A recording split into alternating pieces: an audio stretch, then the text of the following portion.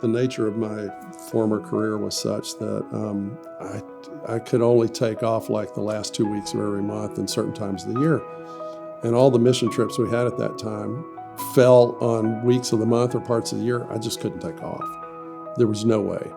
And so I just kind of bided my time. And then when I finally retired, I said, okay, I've spent, the first, 3/4 of my life accumulating and providing a house and for our family and all that. And so now it's time to get back to the Lord. And whatever He says, wherever, whoever, whenever, I'm surrendered, let's go. So I went on my first trip to Colombia, and that was spiritual heart surgery. I was so moved by that trip and what the Lord did in me. And being involved in missions these last several years has done more for me than in all my previous years combined, without a doubt. Phenomenal, amazing, life-changing, heart-changing. So many people that come that are first-timers on trip, and I just got back from Colombia. I was there last week. We had several first-timers on that trip. And every time the first-timers say, oh my God, where has this been all my life? Why hadn't somebody told me about this? Well, it's not for lack of trying. So, and it's always amazing if we can just get them to commit and go on that first trip. Whatever fears they have, whatever concerns, doubts, it just lays it all aside. And it's amazing. Last year, we had 130 people go on all of our trips, 45 of which were first-timers. And they're now going regularly. And so we're just hoping to keep grow this thing. Because Matthew 28 is very clear. It doesn't say go if you're gifted. It doesn't say go if you're passionate. It doesn't say go if it's safe. And it's not directed to some subset of the church. It's directed to all of us.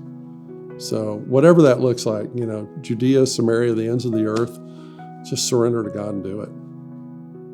Serving by supporting Him, I love that He loves this, and I know this is His calling, and I'm just right there beside Him, supporting Him. I'm blown away by where we've come as a church.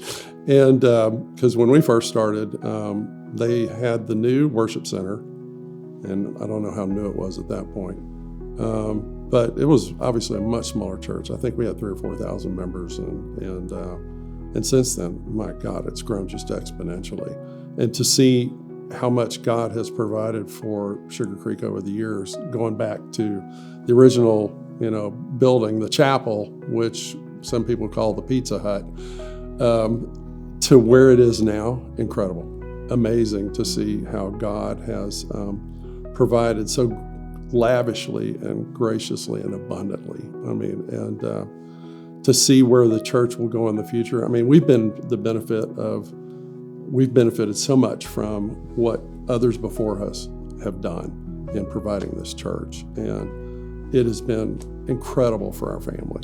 And so kind of paying it forward to future families. Mm-hmm. Yeah, makes perfect sense.